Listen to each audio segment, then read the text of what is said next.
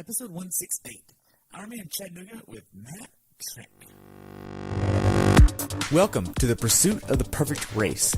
I'm Coach Terry Wilson, and with each episode, I bring stories of athletes to you that share their experiences at races in order for you to learn how to have your perfect race.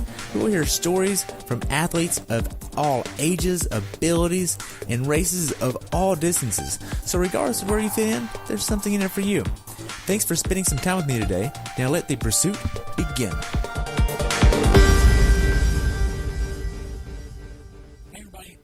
Pursuit of the perfect race. Today I'm talking with returning guest Matt Triick about his recent race at IRONMAN Chattanooga, where he placed third in his division. This race took place on September 27th, with the temperature being 66 and rising to 86, and he had a time of 8 hours, 35 minutes, and 6 seconds. Welcome back to the show, Matt. I look forward to diving into your race about Chattanooga. Thank you. Thanks for having me. You're welcome. So what made you want to do this race, man? I like to stick around with the races in the Southeast just because they're easy to drive to. And I have several friends that now live in Chattanooga. And so logistically, it works out. It worked out really well. Course was pretty much set up for me. I had plenty of opportunities to go and ride and run the course up there and swim it. So, everything. I haven't done it before, so I figured I'd give it a shot. Nice. So how was your training going into this race? It was great. Probably the best year I've had with races and with training. It seemed like everything lined up. Was able to hit all my marks. I usually don't watch too closely as far as my performance as it progresses through the season, but this year I did notice that I progressively did get faster. And, again, everything seemed to click the entire season. And I went into this race at 100%, which is hard for a lot of people to say. It gives you a lot of confidence going into a race. Wow. What kind of plan were you using?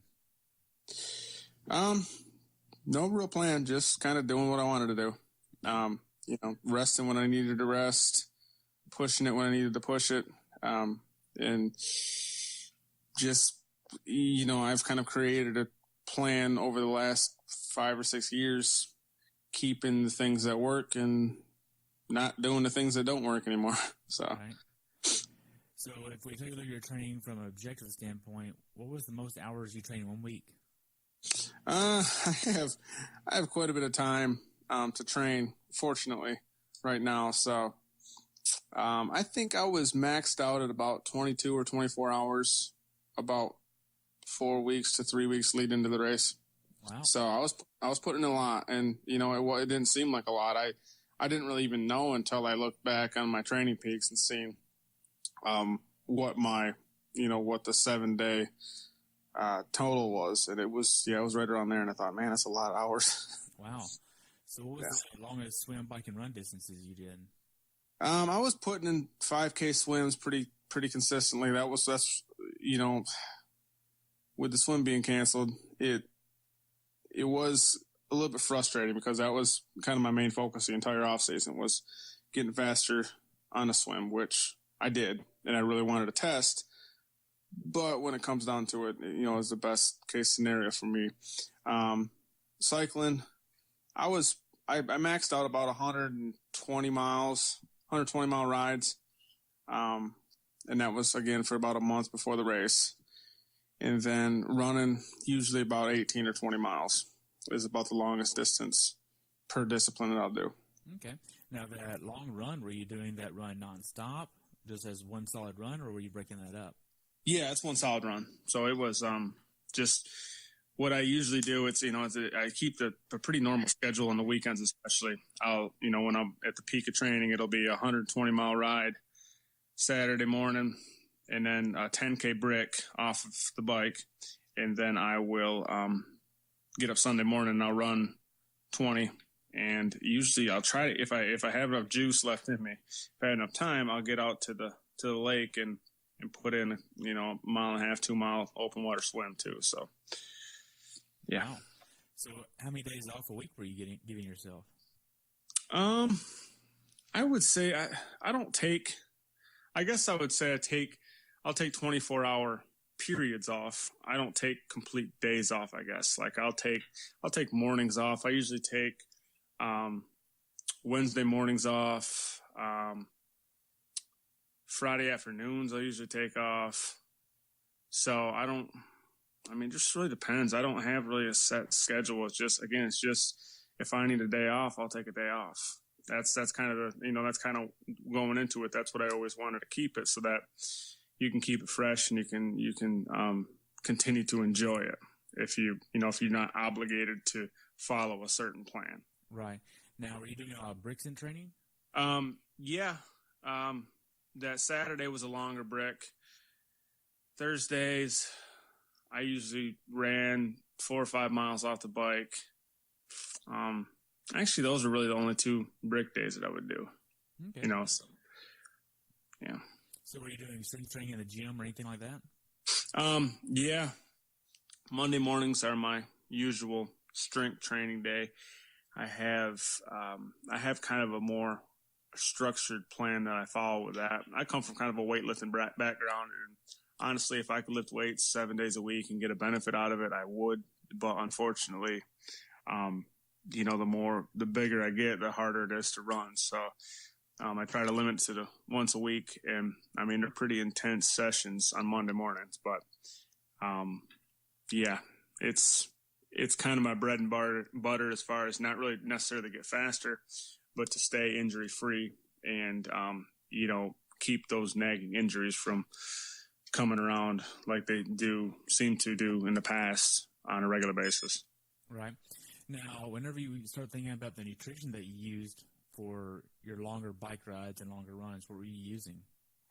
I'm an Infinite guy, so I keep it really simple. I have a custom formula that I've been using, and the distance and the temperature, it really just depends on the concentration that I use. So, 2 scoops or 3 scoops or 1 scoop, whatever it may be, that's I'm almost 100% Infinite as far as the bike, and I have a custom run formula that I use too. So, okay. Yeah. And you're aiming for about 400 calories an hour? Yeah, I suppose. I've never really sat down and calculated out the calories. I guess it'd probably be a good idea to know, for future reference, what I'm taking in. It sounds stupid, but I just drink when I'm thirsty. I'll stop if I feel hungry or I feel thirsty. I'll stop at the gas station and get a couple Snickers bars and call it good. And it's always been that kind of mentality with me, and I've never really ran into problems. I can tolerate quite a bit of change. So, but yeah, I guess I think I'm doing about the same on my long training rides that I'm doing in a Ironman bike ride. It's just more concentrated on the Ironman bike ride because you can't stop and refill water bottles, or I don't want to at least. So, right. Now, you're a registered dietitian, and you don't really care about how many calories you're getting an hour. Not really. Again, there's so many different factors that play into how many calories you're going to take in. I ride in Macon, Georgia, and it's smoking hot all the time. I'm getting off my bike, and the heat index is 110 degrees on a regular basis. And so I credit myself with having that heat training on a regular basis. So I know that going into 95% of the races that I'm going to go into, I'm going to be more than well prepared. I'm going to be, if I follow the same plan that I follow here, as far as calories per hour, I'm going to be well hydrated and have plenty of calories in me in those, what are usually cooler races, at least in what I'm used to. So it's never really, the more numbers I throw into it, the more anxiety I get, and it seems like the worse the worse the race goes. So right. Again, keep it simple. So what factors would impact you to adjust your formula? Like I said, the formula that I use is more ready for like a super hot race, because of the training that I do. So if the race is a lot cooler, I will, I'll make it a little less concentrated. So like for Chattanooga, for example, I came to that race, and the bike course was actually, the bike ride was relatively cool, compared to what I'm used to racing in. So I knew that I didn't need as many calories. And so again, instead of doing my normal 12 scoops of Infinite, I bumped it down to, I think it was about 9.5. And that was factoring in the canceled swim too. So, it wasn't really, sitting down with a calculator and calculating things out. I just figured, well, this is probably what I'm going to need. I won't need as many calories. And, the kind of the general rule that I follow is it's better to be undernourished than overnourished, because that's when you're taking in too many. Most people think that you need to get plenty of calories, and you can't have too many. And once you hit that line where you're overnourished, it's almost impossible to come back from. When you're undernourished, you can make that up by taking in calories, a little more calories on a run. But again, if you come off the bike and you're overnourished and your stomach hurts, and that's you're in for a long day. Right. So when did you actually start thinking of going to the race venue? Well, I wanted to get up there. I met a buddy of mine, and he was coming in from Oklahoma City last minute. And so I was actually thinking about going up Friday about noon or so, but he wanted to go, and his flight landed about noon, and I was going to pick him up from the airport. And so, I found out that you had to get athlete check-in had to be before Friday, I think at 5 p.m. maybe. And so I just ended up going Friday morning. So we got there about 2:00, just kind of hung out. This time around, it wasn't like my usual where I go into these races and it seems like I have to see everything. I have to go out to eat everywhere. I have to talk to everybody, go to the expo umpteen times and buy as much stuff as I can. This one, I took it a little bit. The guy I went with, he's a pretty seasoned, pretty fast amateur triathlete. And he kind of gave me a different perspective on it and said, listen, you're here to rest before the race, and so let's rest. And so we ordered in food. We didn't really go anywhere. It was just kind of hanging out, sitting around, watching football. And honestly, that's the way to go.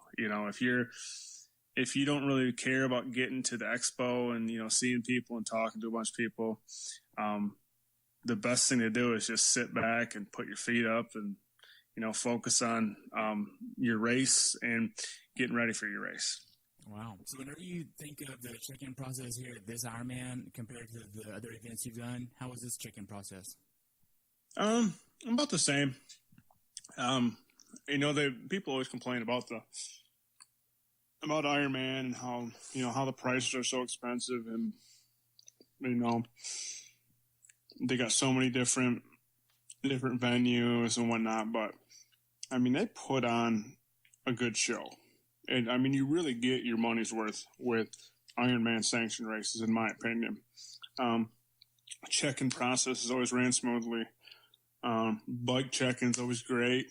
Never had any issues. We were in and out of there 10 minutes, I bet. Wow. And we walked through the expo a little bit and kind of checked out some vendors, but yeah, I think we got there at a pretty good time. So I think that made a big difference. Right. And it had rained a little bit the days before this, and it was nice and muddy. Yeah. Village. Yeah. I was born and raised on a farm in Michigan. I've been in Georgia about 8 years now. And it reminded me so much. And the guy I was with he was born and raised on a farm in Oklahoma. And it reminded us so much of like a cattle run. It's just where the people were trampling down, and it smelled like a barn. And it reminded me of like a state fair. It's just, it wasn't muddy, but it was just all like dirt, like ran down, trampled dirt.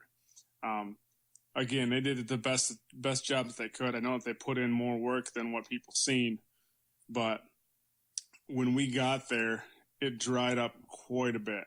And then the days following, it dried up even more. So, yeah, the week prior to the actual race, it was nasty.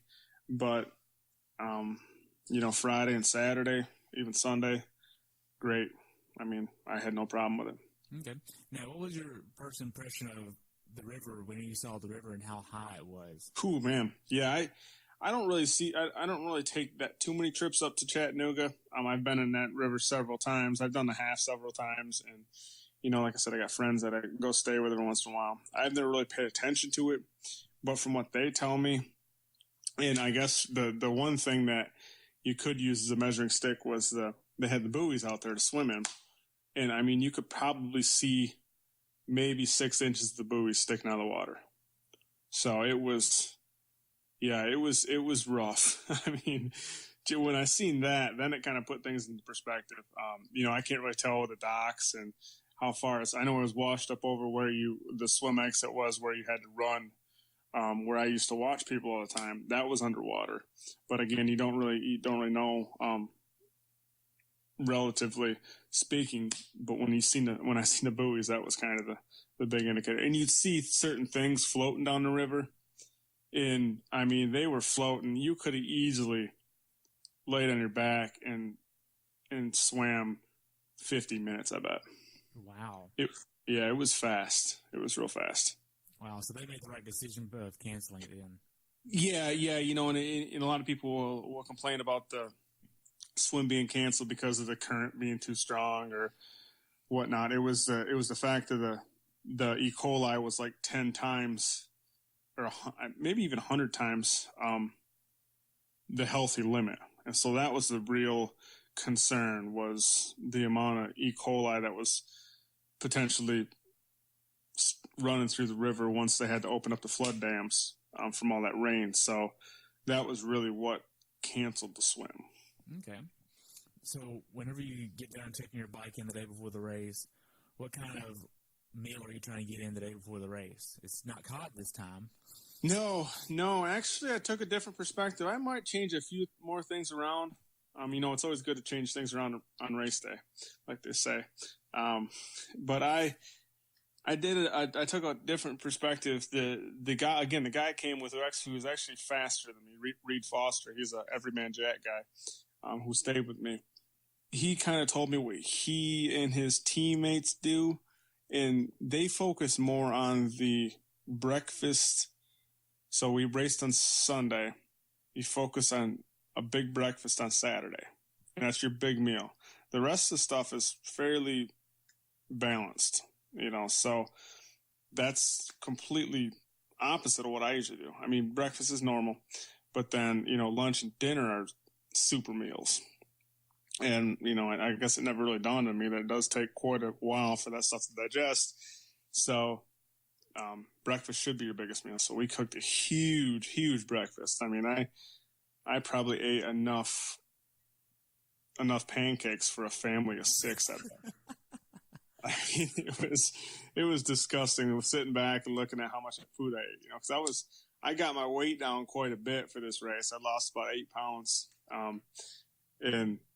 And so I was pretty hungry to begin with. And yeah, when I took the old restrictor plate off eating breakfast, it was scary how much food I can put down. And then lunch was actually pretty small. I snacked a little bit.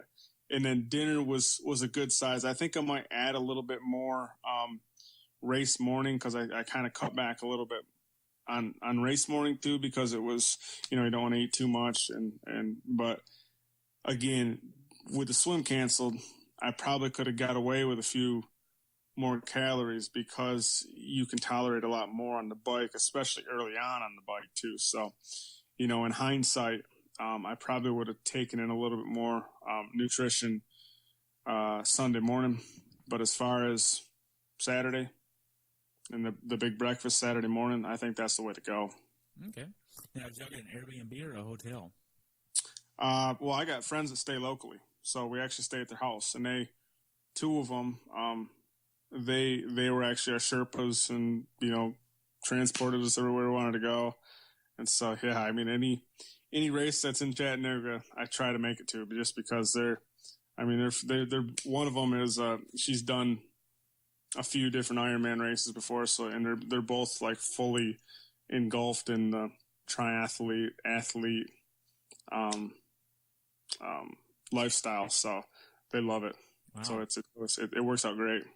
So the day before the race, what time are you trying to get in bed?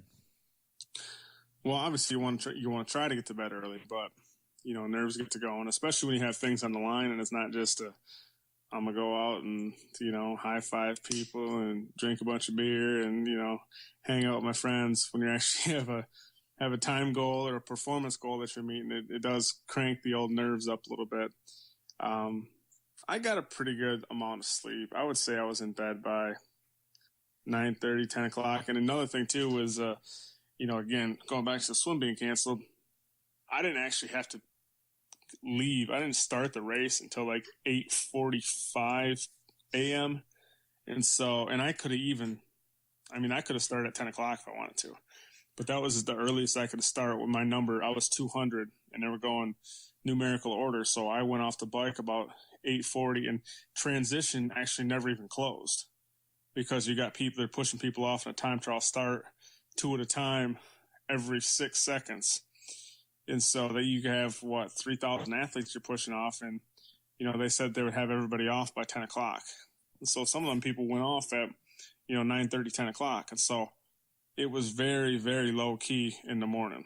Wow. Just because, so you didn't have to get there at 4 a.m. I got up at 6:30 and I had to wait 45 minutes for everybody else to get up. So it was a different experience. It was nice, but it was different. Did that ease your tension and mindset a little bit? Yeah, it did. It did. I was still pretty jacked up when they were counting people down to take off, but yeah, it was just different. Okay. Now, whenever you get on the bike, before you get on the bike and you get going, what was your mindset going into this race? That was the big question mark I had out of everything else. I was over the swim being canceled again, because I got into my head that it was the best case scenario for me. I kind of knew the bike course. I knew the run was a nasty, nasty, tough run course. And so the biggest question mark for me was, where do I make adjustments performance-wise because of the canceled swim? With me, again, I'm probably 25% faster, stronger of a swimmer now than I was last year. But I'm still, maybe top 25th percentile out of the water in my age group. And with that being said, these guys that are beating me, not only are they coming out 5 or 10 minutes faster than me, but they're burning 500 to 800 calories less than me. And so I knew that I was going to have a little bit more juice, and I wasn't going to have to make up that time on the bike. And so I guess I decided on increasing my effort 5%, about 5% on the bike, which, again, in hindsight, I probably wouldn't have changed anything. For future reference, with me, if I go into a race where the swim gets canceled early, I guess if the swim gets canceled last minute, doesn't matter. Either way, I probably wouldn't change anything as far as the way I approach a race, because that energy that you save on the swim, you're going to need it on the run anyways. So you might as well keep your bike the same. So going into this race, are you using an aero helmet? Oh yeah. It was a regular race setup. Aero helmet. I guess the good thing was I was able to wear socks. I didn't have to worry about putting socks on. I usually put them on in T2, which I was thinking about putting them on in T1 this time, but then the swim was canceled. So then I just started with socks on. So that was better. And a lot of the guys, came with, I wish I would have bought some before, but again, I didn't really know. You don't expect a swim to be canceled. Those toe covers for their shoes, like Aero toe covers, which I know it doesn't make that big of a difference, but again, you were able to pull out all your toys because you didn't have to worry about putting anything on in transition. Yeah, you're not wet. You can actually literally save all that time. I mean, I've seen several people wearing compression socks on the bike, which you never see in a race, you know? Wow. Mm-hmm. So whenever you actually get going on the bike ride, what kind of power or metric are you wanting to look at? I usually just stick with, I train like 100% with heart rate during training, and I don't use heart rate at all in a race. I just go, I'll use, I go off power, and I really just stick to, I guess, two different dynamics with power. One of them being, I'll look at my current power and I'll look at normalized power. I try to keep my normalized, I shoot for a normalized goal overall to kind of keep me in check. And I use my current power to make sure that I don't climb too hard, you know, because there's quite a few climbs that are not as bad as like a Louisville bike course, but there's some pretty good size rollers that you did quite a bit of climbing in. So, you know, the current power is more to keep me from not going too hard, not burning too many matches. But yeah, the normalized goal, again, I tried to adjust and go 5% harder. So I was going, you know, I was shooting for like a 230 normalized, and I got halfway and I was about 231 and I felt great. Then the second loop, it just ate me up. I mean, it got to the point, and again, talking to everybody else, it happened to them the same thing. I don't know what happened, but I mean, I wouldn't say I blew up, but I rolled that second loop probably 5 or 10 minutes slower than the first loop. Wow. And I just felt like I didn't have any gas. So I don't know what happened, but again, if I can, in hindsight, I would go into it and I wouldn't increase my effort one bit. I mean, I would still shoot for that 225, 230 mark, but I would shoot more for the low end on the front half and higher on the back half. Gotcha. Now, what percentage of your FTP is 225, 230? Whew, I don't even know. You got a calculator with you? Well, what's your FTP at? That's another thing too, is I'll train with FTP on my trainer, in that I have an FTP test. Probably it's gonna sound bad. I know that it's probably not good for your podcast with all the stuff that I kind of ad lib with the training and the racing, but I have an FTP test in probably a good 2 years, and I've never tested my FTP outdoors with my power meter pedals that I use. So I know that there's a significant difference, because a lot of the guys that I ride with that do this, that probably put in about the same effort as me on the bike time wise, I mean, they're running an FTP of like 340, and on my trainer, my FTP is like 315. And so I know it doesn't really translate over. I know that there's some kind of adjustment that needs to be done, but again, I just do with what and again, one of my teammates there, Tiago, he actually won overall amateur, and he doesn't ride with he doesn't ride with power at all. So that kind of made me feel better that, you know, well, if he doesn't use any dynamics, then, you know, I'm ahead of the ball game by just using an ad lib dynamic. So, right. So, from a cadence perspective, are you worried about cadence? I've tried to work on my cadence a little bit. It has gotten a little. I try to shoot for like a 90, 95, because that's, you know, what you're told you're supposed to use, and it is what I'm trying to shoot for. I've always been a low cadence guy. And so my cadence was probably higher. I actually didn't check the numbers on that, but I haven't recorded. I would say I was around 85, which is, I'm normally like, you know, below 80. So that was something in the off season I was really trying to focus on, was getting that cadence up and not worrying about my heart rate getting too high when my cadence went up, you know, because the more I did it, the more high cadence I practiced, the lower my heart rate was when I ran at high cadence. Okay. Now, as far as the bike goes, you start number 200, and throughout the bike course, you end up passing quite a few people. Did you see a lot of flats on the bike course or any wrecks or anything like this? Hey, everybody, I just want to say thank you for listening to the podcast, and I just want to let you know that I've enjoyed having so many people on this show, and I couldn't really do it without your support. Thank you so much for tuning in, listening, and being a part of what I'm doing. If you would, take a few moments to leave me a review over on iTunes. It would help me out tremendously, and enjoy the show. Did you see a lot of flats on the bike course or any wrecks or anything like this? No, I seen maybe 2 flats on the bike course. I seen some lady laying down on the side of the road crying with her bike laying there. I don't know if she had a flat tire or she just gave up. But no, it was actually it was, for anybody who's looking at doing Chattanooga, I mean, I would go back just for that bike course. That it was challenging, but at the same time, a lot of those rollers that you hit, you were able to carry your momentum. I didn't have to get out of my aero bars much. The roads were fairly well. Chattanooga's a great town. They're very welcoming of triathletes. They have the half there, they have the full there now. They have Chattanooga Waterfront, which is a big shorter distance race. It's real popular.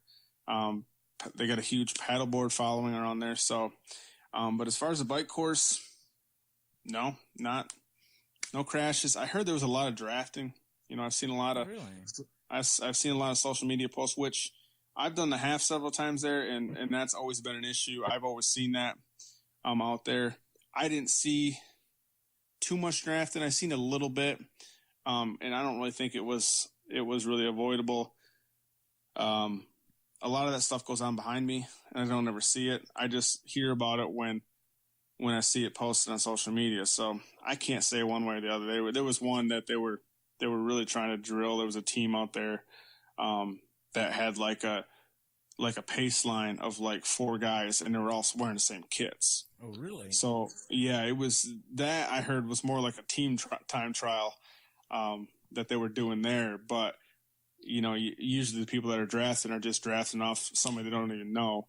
Which no, I didn't see too much of that. But again, it was only 50 athletes ahead of me. Yeah, so. I mean, I can understand taking advantage of the whole 25 seconds when you pass somebody and whenever you take somebody, but just stand behind somebody's wheel for minutes at a time, that's unacceptable.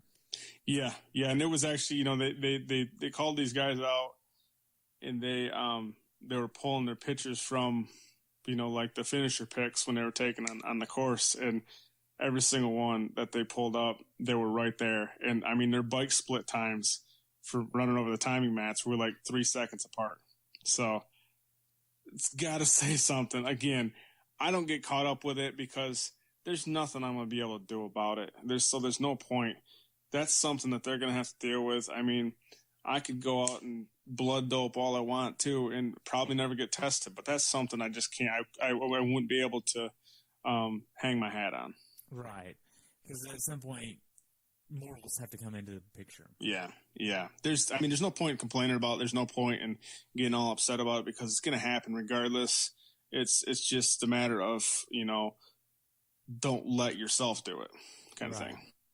Now, I did the 70.3 earlier this year, and I know that course seemed really engaging. Like, I remember leading transition, going out on the bike ride, and then it seemed like in my mind, I just went out and came right back. It was that engaging because there's always a curve or there's a hill or, hey, look at the mountains over here, or it was something always to really look at. Was this the same way for you? Yeah, actually it was. The bike course was long. They had the same bike and relatively the same run. They just had to move the run up a little bit so you didn't have to run through the water down there. But, it was all pretty much the same bike and run course.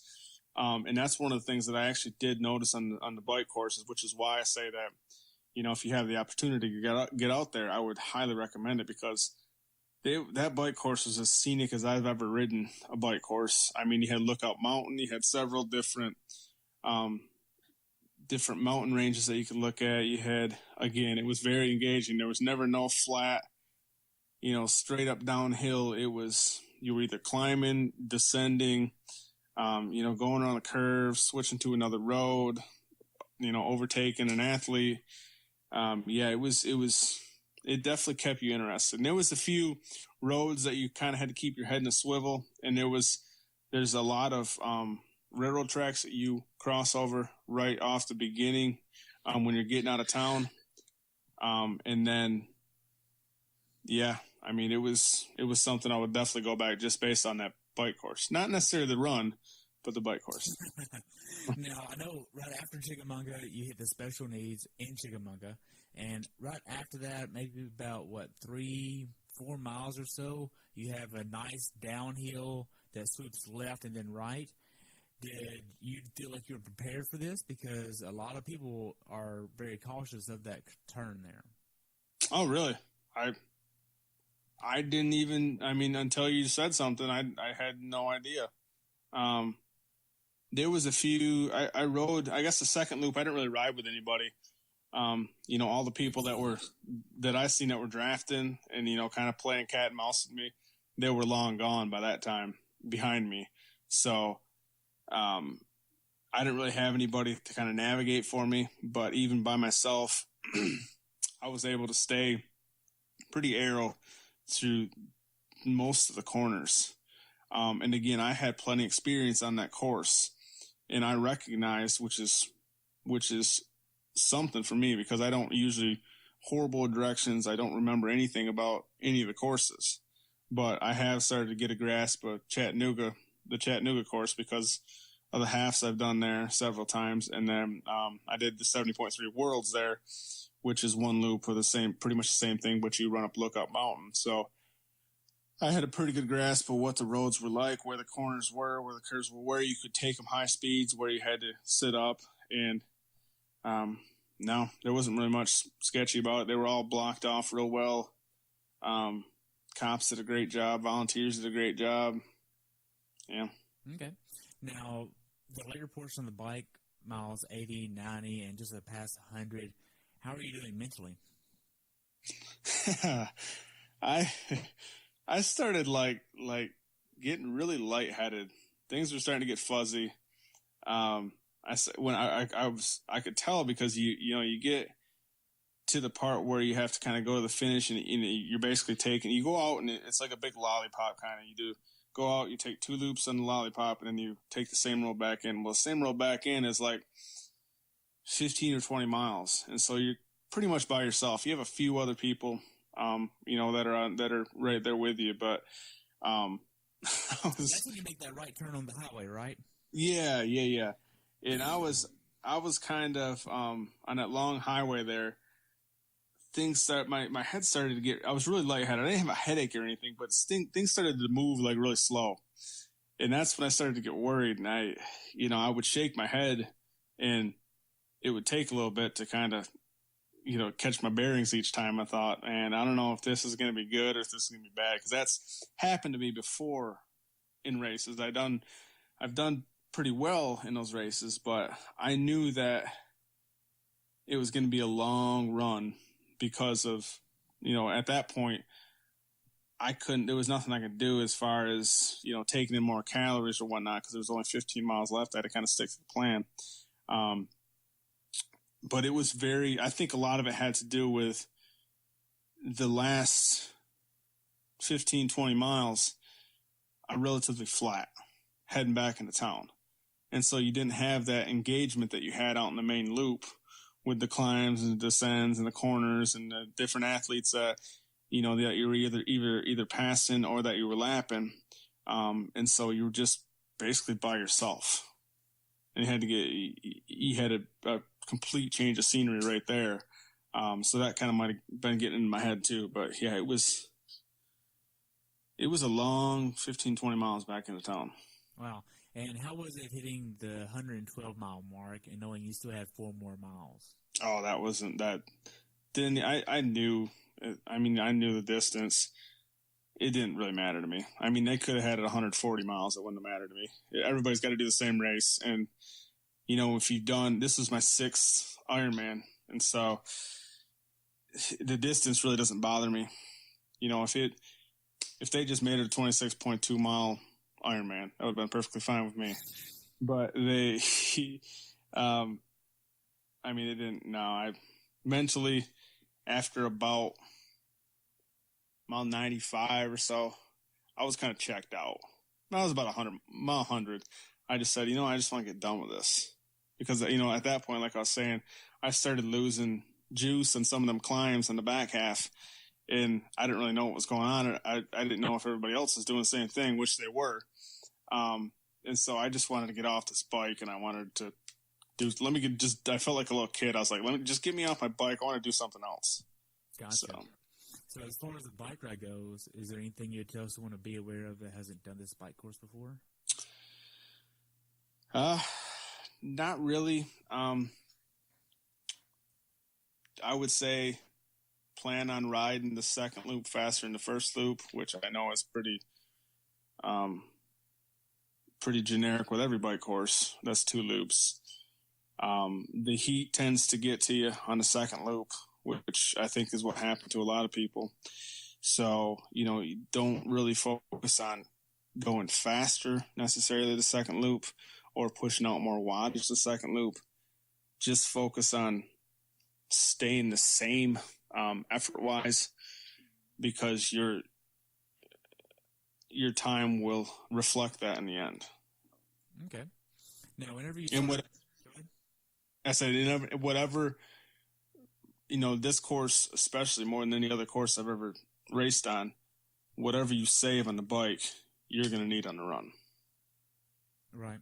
Now, whenever you start getting ready to get to T2, are you doing a flying dismount here, going ahead and getting your feet out of your shoes, stretching a little bit? What does this look like for you? Yeah, that's I'm pretty good at aerial dismounting now, so yeah, I got my feet out of my shoes about half mile before T2. Everything worked great. Out of there, they collected my bike, which I didn't know what they were going to do. And then, it was transition went pretty well. I had what I do with transition, I have my bike formula that I use, and then I have my run formula that I use, and I carry a handheld bottle. I carry 2 handhelds. I have one that I put in transition T2, and then I put another one in special needs. And they're both like half doses. I don't want to do a full concentrate because it's just too thick. And so I'll do a half dose in each, and I'll get, swap bottles on mile 13. Well, I got in transition, sat down, put all my stuff on. Volunteers were great. Put my helmet back in there, and I took off like I would say about 0.75 miles out of transition. And I realized I forgot that bottle. And I thought, that was all my nutrition for the first 13 miles. Luckily, I had 2 extra goos that I threw into that transition bag that I grabbed for some reason, and I had them in my hands. I thought, well, I guess I'm gonna have to make these work for the first 13 miles until I can get to that other bottle. Wow! So you really had to have a plan B for a nutrition plan. Oh yeah, I always have. That's just like, that's just kind of the way I do things. And anyways, with training, with racing, I go into it knowing that not everything's going to work, and so you have to be ready to change things on the fly and not just automatically, pull the plug because your left shoe's tighter than your right shoe. Things are not going to work out the way you want them to. You just have to be prepared to make that change. Right. So the first 7 miles are pretty much right along the highway, if I remember right, and then you kind of turn and come back on the river walk, so to speak, and through the park, and then you go up a hill, and then you go down and then across the bridge. How was all this for you? It was good. The first loop was great. I came out of transition. The plan was to run a 7:30 pace for the first half and then build down to about a 7:20 pace overall to finish the second loop. I felt I was about 7:31 at the halfway mark, and I felt great. I remember thinking several times, I was like, man, this feels way too good. The climbing was tough. The bridge wasn't bad. The the couple bridges, I guess you run over. I think it's called Bartman Road is the kind of the famous climbs they have there in Chattanooga. That wasn't that bad. It was the stuff where you had to climb up one of the roads where you had to climb up, and you went into like a neighborhood. In the first loop was the river. Yeah. The first loop wasn't bad. I was climbing pretty slow, climbing about 8:30 pace or so, which is about where I thought I'd be. It's kind of taking my time. But I mean, that second loop, man, I felt like my nose was about 6 inches from the ground when I was running up that thing. It was bad. It was one of the hardest things I've ever done. Wow. So whenever you get to special needs, how does special needs go for you on the run? Being that it was good. Taking advantage of it. Yeah. I was, I might actually change some things around in next race.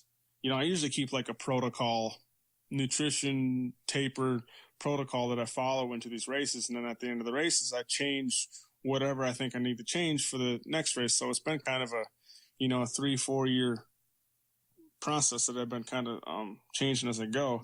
And I think one of the things I might change is I might change around my nutrition for the first 13 miles because, I took in those two caffeinated goos, and did water and a little bit of Gatorade endurance, which I've had horrible issues with in the past.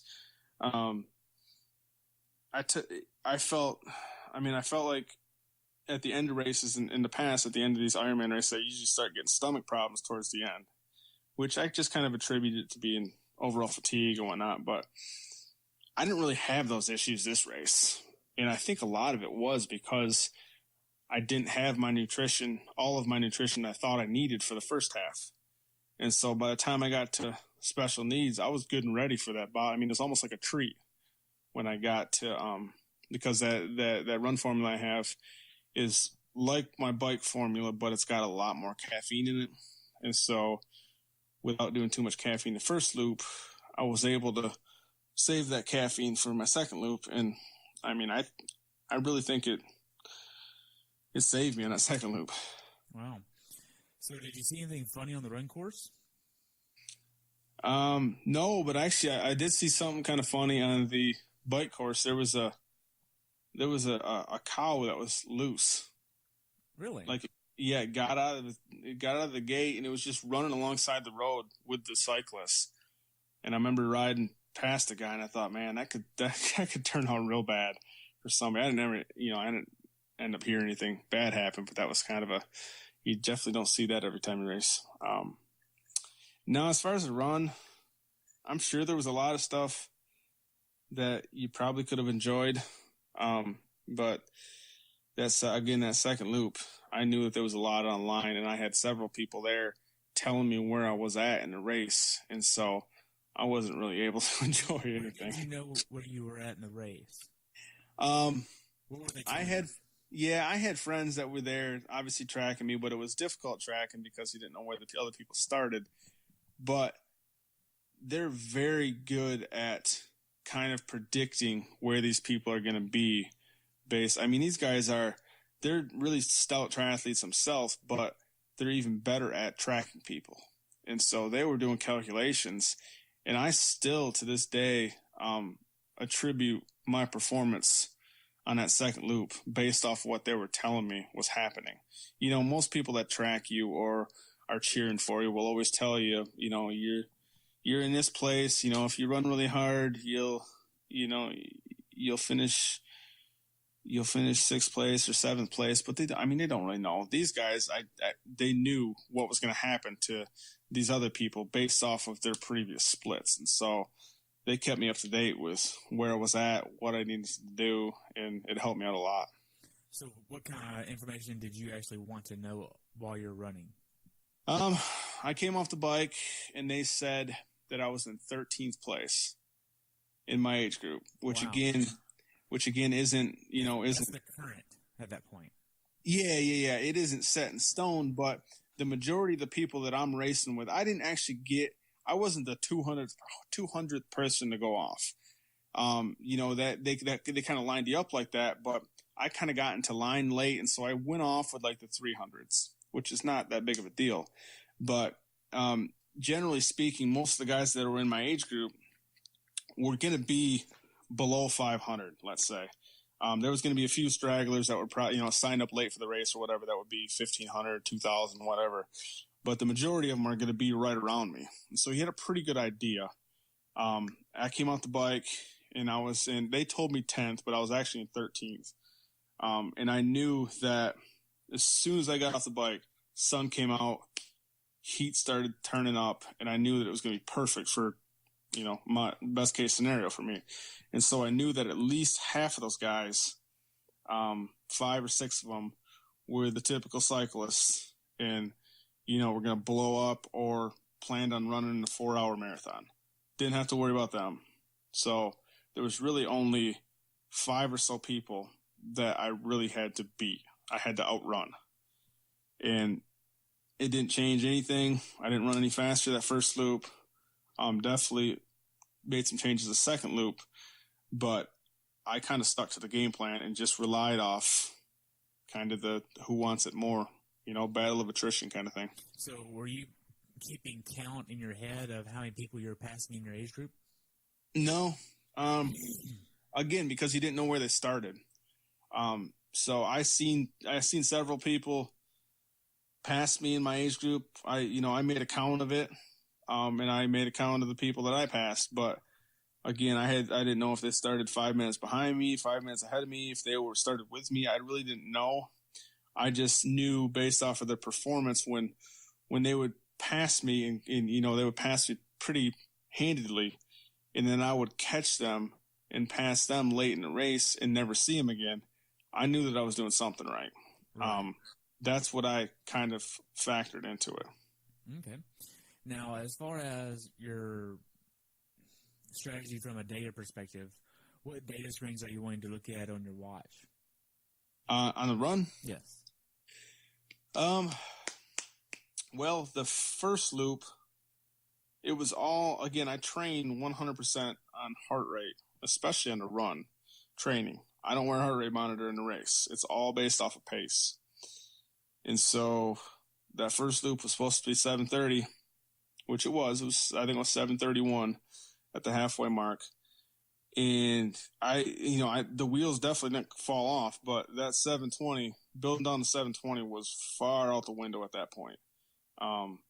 It just became a survival. It became utilizing the downhills and do everything you can to control yourself on the uphills. They were that extreme climbs to where I was running, the first loop, I was running downhill at a 650, 640 pace comfortably, climbing at an 830, 845 pace comfortably. And the second loop was like downhill at like an 8-minute pace and uphill at 930. And it was everything I had. So you're pouring all of the gas out of the tank. Oh yeah. Yeah. There was, I was running, I probably, man, I was emptying everything I had. Wow. So whenever you get to miles 18, 19, 20, you're on the other side of the river at this point, you're battling the hills, but mentally and physically, how are you holding up? Not very good. Again, my not very good is everybody else is suffering way more than I am. I make myself suffer less.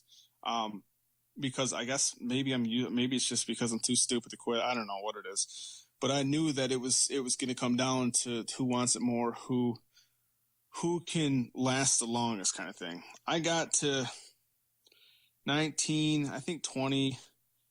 When you're starting to come back downhill, I had ran out my nutrition. It was gone at about mile 23. And I came up to my buddy that was on the side of the road, and he was at about mile 24. And he told me that if I ran as hard as I could possibly run for these last 2 miles, that I would run myself into third place, which would give me a Kona slot. I knew that going into the race. And so at that point right there, that's kind of the last thing I really remember about that race. is him. I handed my bottle off to him, my empty bottle, and him telling me that. And I knew that coming from him, again, he's a numbers cruncher, so I knew that it was about as accurate of a report as you were going to get.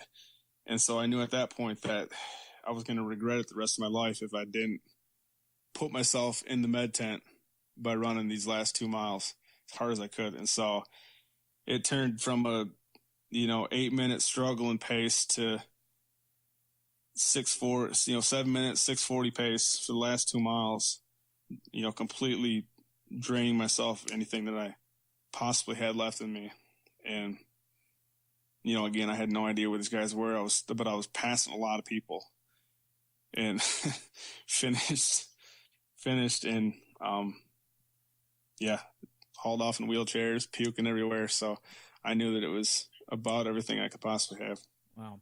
So to compare just the run portion of this race to the Boston Marathon, where you also did sub 2:55 for that race, and the wonderful wet, cold rain there this year, and then you compare it to this race where you're digging deep, and it's a little bit warmer, so it's a little bit different dynamics here, but it's also off of a 160-mile bike ride.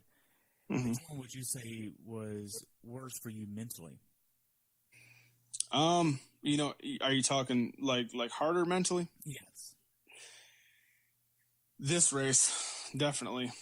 This race, because I knew that there was a lot more on the line. Boston, obviously you want to do your best and you want to perform, but some days like Boston this year, the weather didn't pan out the way you wanted it to, and you're always racing the clock there. And so you're not racing your age group like you are at triathlons.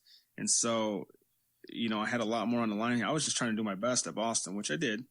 But here I knew that I had to take third place. That was the goal, regardless of what the temperature was, how many people were racing, how many people were in my age group. I was going to do everything I could to take third place at least. So yeah, this one that last 2 or 3 miles was, I really don't remember too much about it.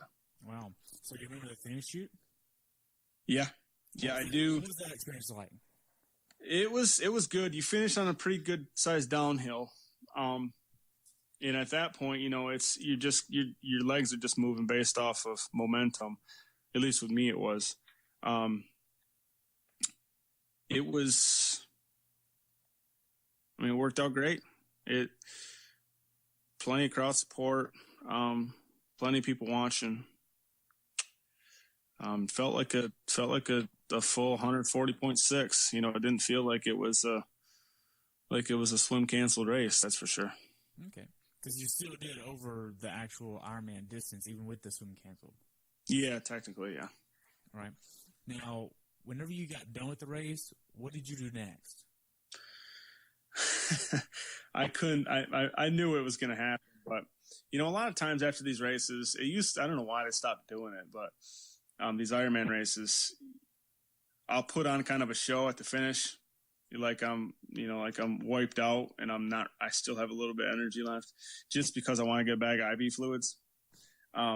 This race, I literally could not walk. I mean, they carried me to a wheelchair. They pushed me into the med tent. I sat there and talked with them for a while, drank some Gatorade, some water, trying to force fluids down. And my buddies were, the whole time I was sitting there. At that point, I was in first in my age group, according to the tracker. And they knew that there was still 4 people still out in the course in my age group.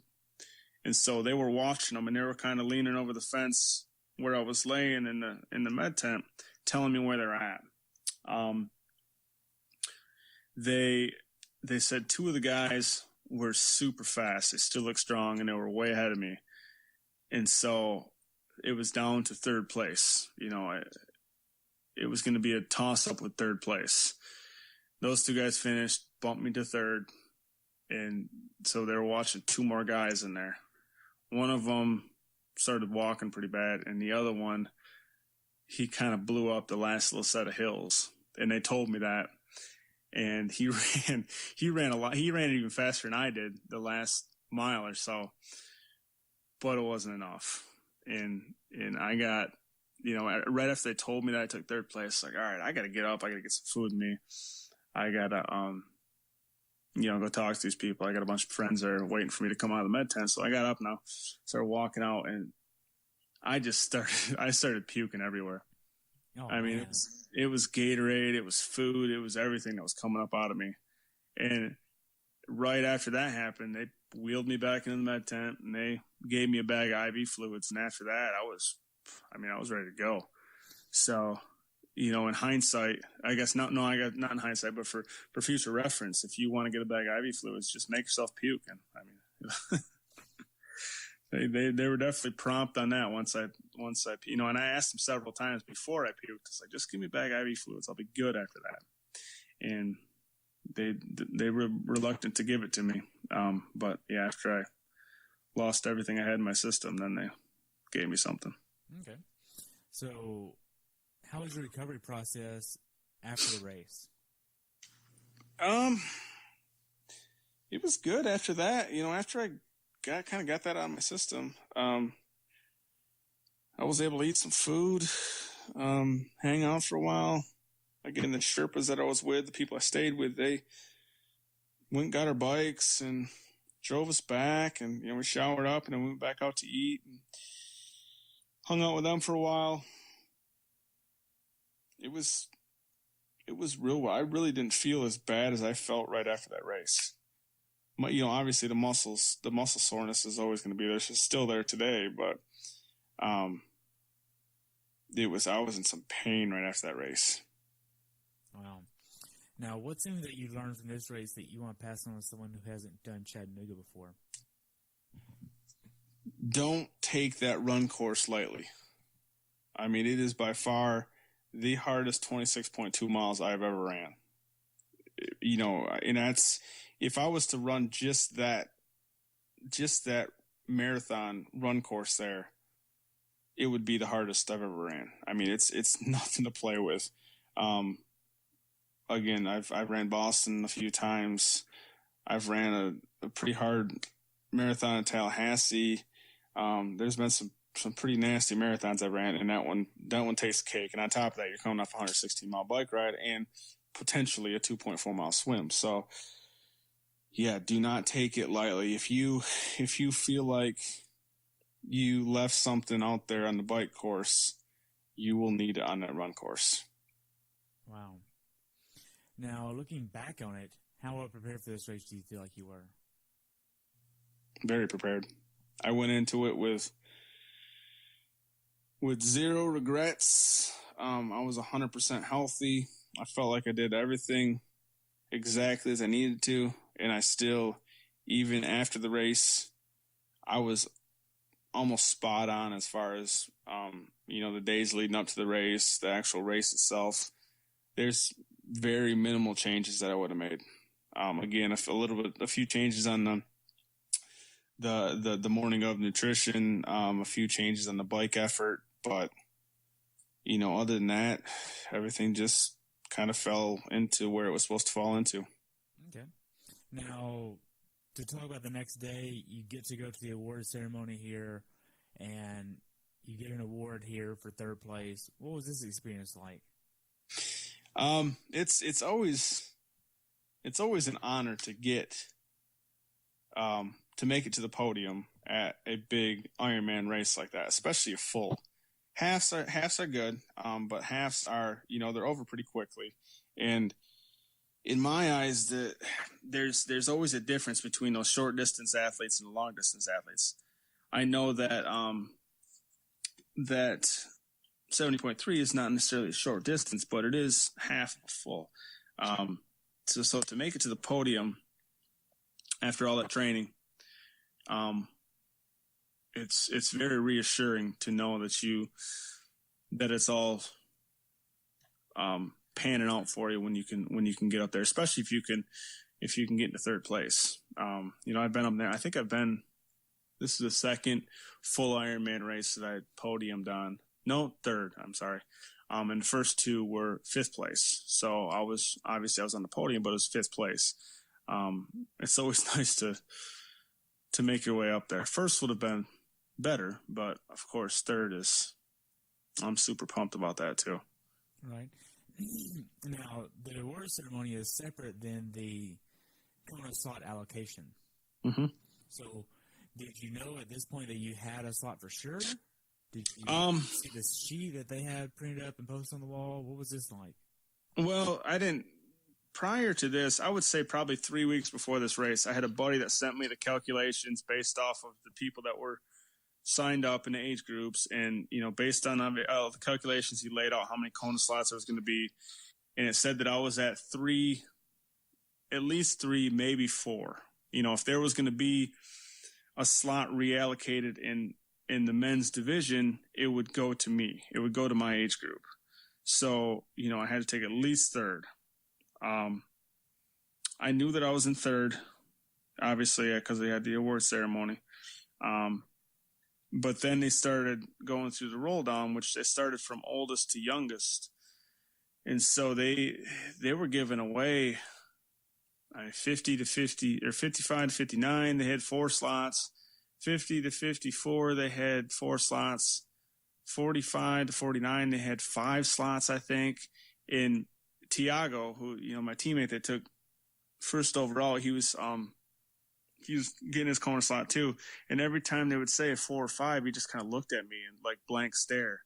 Like, maybe you don't have 3. They're giving them away awfully fast because they only had, I think, 40 slots. So at that point, I was getting a little nervous as it was going down. And, they rolled down they got down to 4. And there was maybe one roll down in one of the age groups because I think Chattanooga is the first race that qualifies you for 2019 at Kona. So, everybody takes their slot because you have over a year to train for it and get ready for it. So I knew that going in, but started going down to my age group and, calling everything off. And then once they said, because they'll say the age group and then they'll say how many slots are in that age group. Once they said my age group and then they said there was 3 slots, like the entire table that I was at just jumped up and got crazy. Just because at that point I knew that, I knew that it was mine finally. Yeah. Wow. What was that excitement like? It was unexplainable. I was, obviously Kona is something that everybody wants to do and everybody works towards and dreams about doing. And I did too. It was just like, it's an expensive trip and, it's not going to change the way I race or approach these races or the effort I put into it. It really wasn't, in my eyes, it was never that big of a deal. I could always do, it was either Kona or Nice, 70.3 Worlds, that I would do. It was one or the other. So I knew that there was always a backup plan. And so my mentality was to be great. It's not going to alter my effort, but it's not the end all. I've missed it by a slot, 2 slots, a couple times. So it's not that big of a deal. Man, once they actually called my name up to that podium, all that went out the window. There was nothing more that I wanted than to go to Hawaii next year. Wow. So, I still kind of get a little choked up when I think about it because I'm still kind of coming down from it. And it's 2 days later. So. Wow. Now, whenever you actually got to go there and get your coin and give them $1,000 basically. Yeah. And then you come back to your table and you're like, wow, I have a coin. Yeah. What was this like? Now you're back to that day when you're like, well, there's that. Again, it almost didn't really, you hear it a lot about it. It didn't really settle in yet. You didn't really realize what you just accomplished. And that was, I can tell you firsthand, that's exactly what it was. I sat there and had to think about it. It took me probably another 24 hours to really actually realize what I just did. I was actually just cutting the grass today and I was thinking about it. I was like, I just qualified for Kona. You know, I've been literally talking about doing this for 6 years now. You know, I've been actively in pursuit of it for 3 years, and you know, it's finally panned out. You know, whether it's going to be a one done thing, whether it's going to be, you know, I'm going to do it 20 more times in my lifetime, you know, that's to be determined. But for right now, I mean, the first one, it's like, this is the best thing that's ever happened to me. Wow. That's and great. again, that's after dropping almost $1,100 just to go there. So. 1,100? Oh, I think it was 1097. Yeah. Wow. And they take that right then. Man, they made $50,000 real quick right there. Wow. And the whole process, I mean, they had the Kona roll down there. Mike Riley wasn't doing it. It was the other guy. And I mean, awards were done so quick, and I mean, efficiently. It wasn't like they were rushed, but they were done so efficiently that we had to wait around for 25 minutes for Kona roll down to start at 11, because you didn't want somebody, you know, showing up at 11 and, you know, already missing their slot. So we had to wait until 11. And then we were done. I was done, signed up and everything, out of there by 11:30. Wow. And I mean, it's usually set up for like 2 hours. And so that was real nice they had 3 people that were, you know, collecting money. Yeah. Collecting all the piles of money that they're taking in.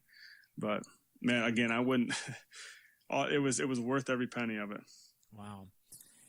So to kind of look back on it prospectively now, how could Ironman have made your race experience at this race at Chattanooga better?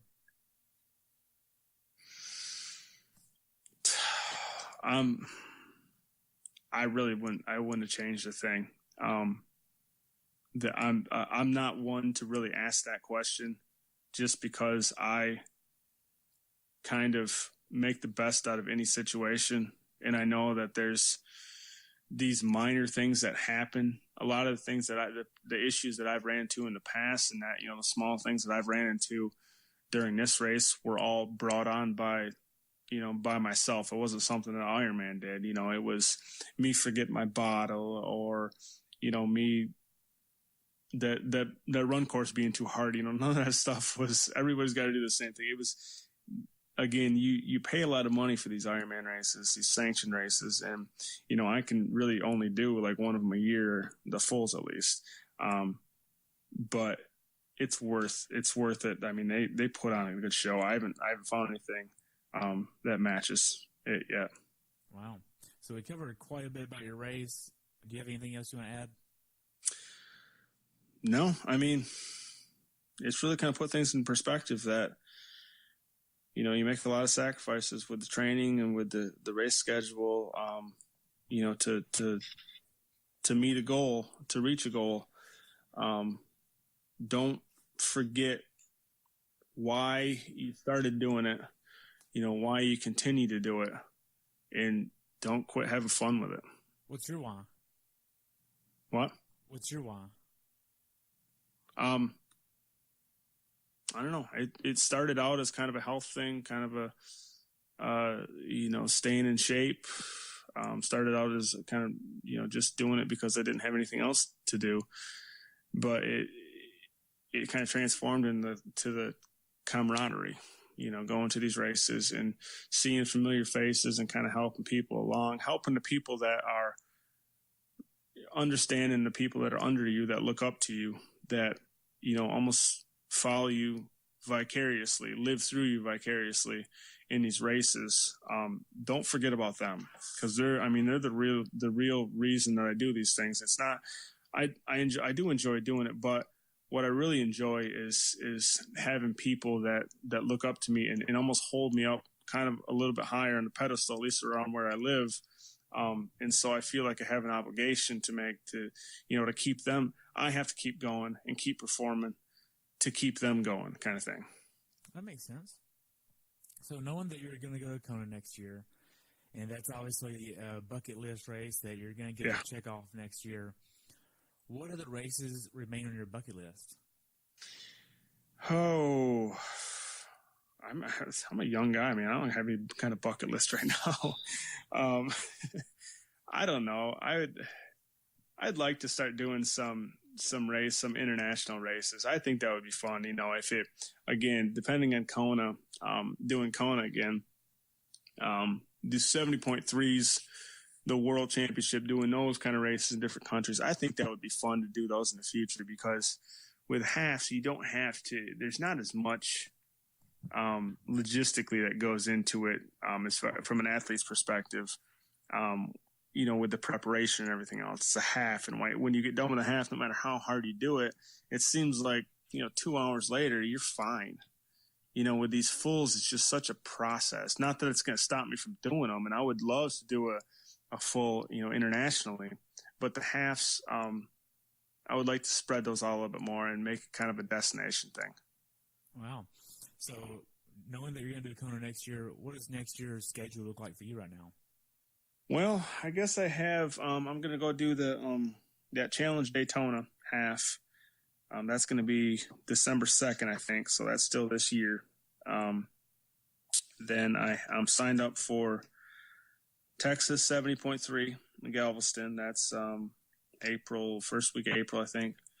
And then Chattanooga half will be end of May. And then that's really the only two races I have on the schedule, and then Kona, obviously. So I'm sure I got several sprints and Olympics that I do on a regular basis, but those are really the big Ironman races. I'm pretty sure that Kona's, the whole getting there and lodging and everything, that's going to soak up the majority of my money. Right. Now, whenever you think of Boston next year, are you doing Boston?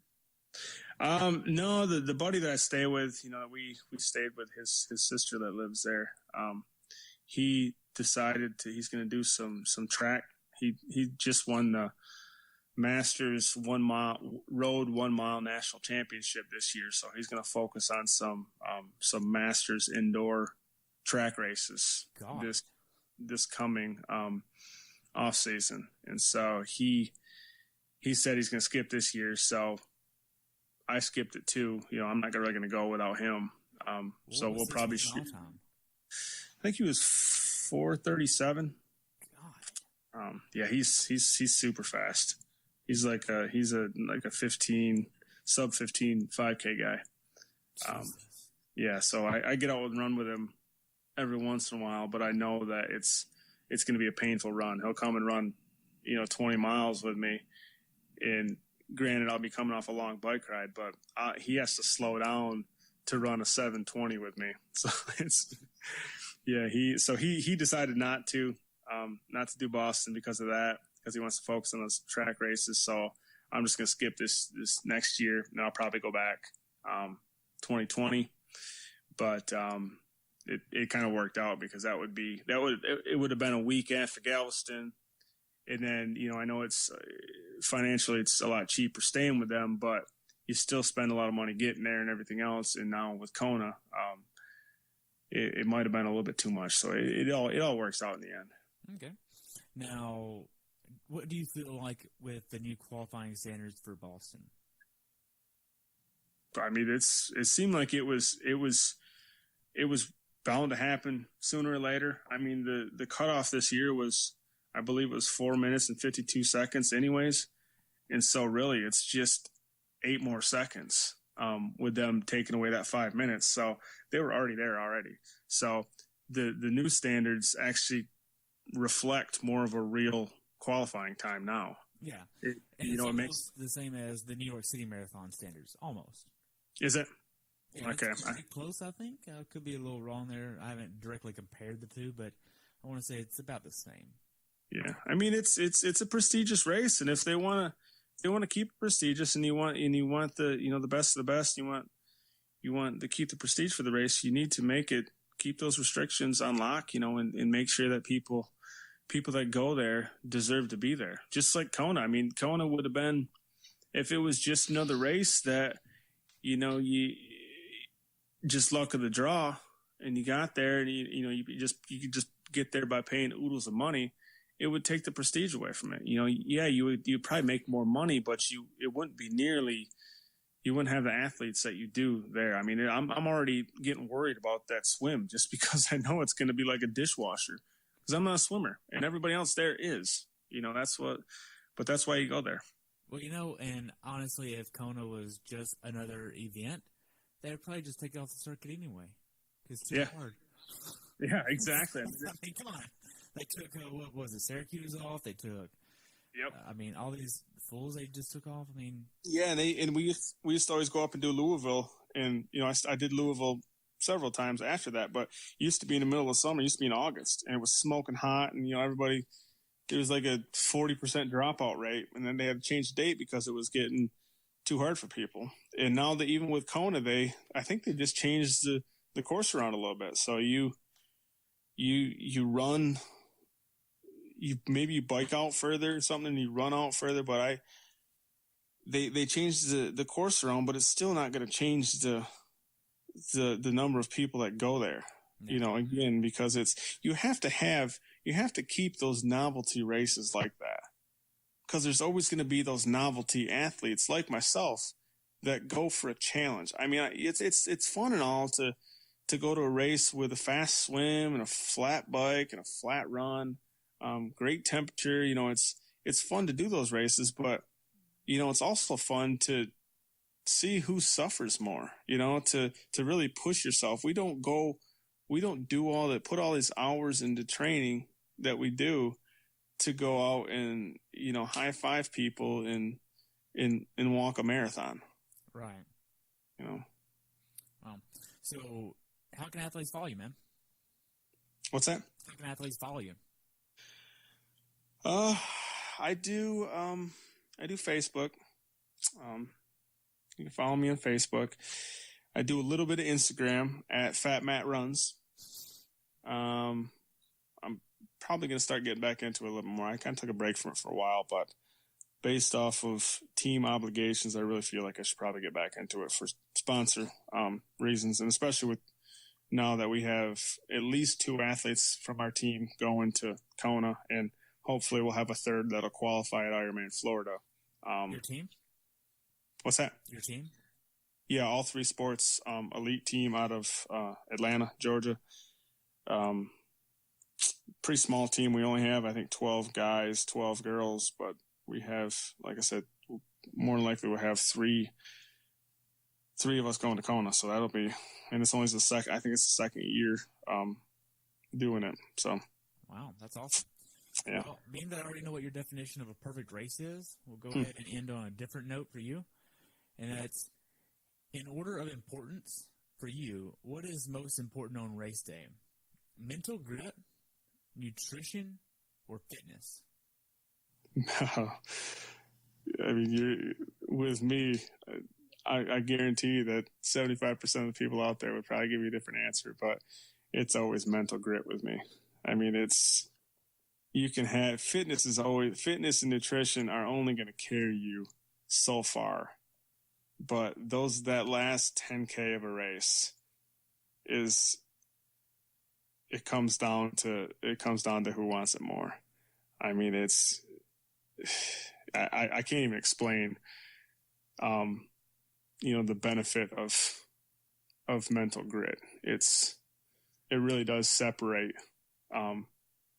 people that are always going to be chasing their dreams and people that accomplish their dreams. Wow. So mental grit first, what would be second? Probably nutrition. I guess being a dietitian, I kind of have to say that, right? It plays a big role. It's something that you're not everybody's going to be able to follow the same plan. Not everybody's going to be able to use the same product. It really comes down to you have to get used to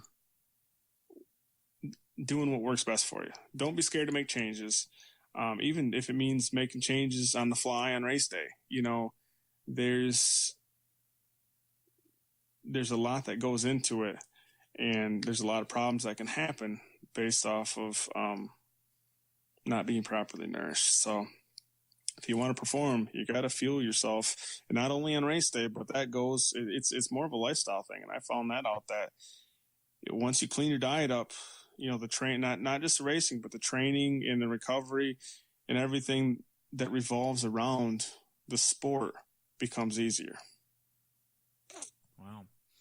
Well, Matt, thank you so much for coming back on, spending some time with me, and I can't wait to talk to you again next year after some of your races coming up and follow you on your journey to Kona next year.